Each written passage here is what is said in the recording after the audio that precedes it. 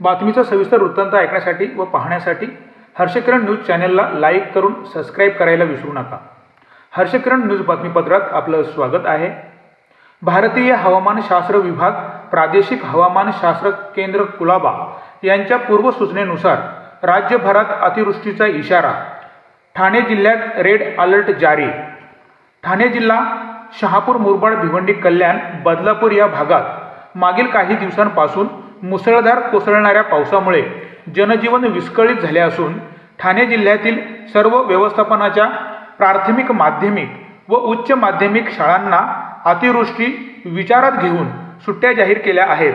शाळेतील विद्यार्थ्यांना ये-जा करण्यासाठी गैरसोय होऊ नये तसेच सुरक्षिततेच्या दृष्टिकोनातून हा निर्णय घेण्यात आला आहे।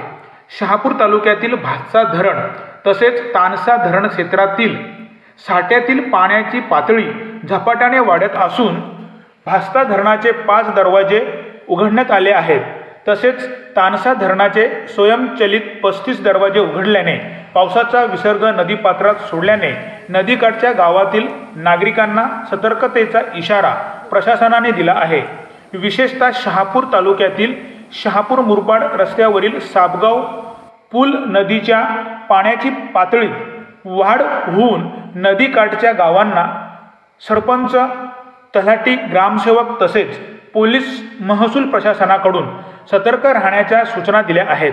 साबगाव नदी पुलावर पोलीस प्रशासनाकडून कर्मचाऱ्यांची टीम तसेच भातसा धरण प्रकल्पाकडून कर्मचाऱ्यांची नेमणूकही करण्यात आली आहे।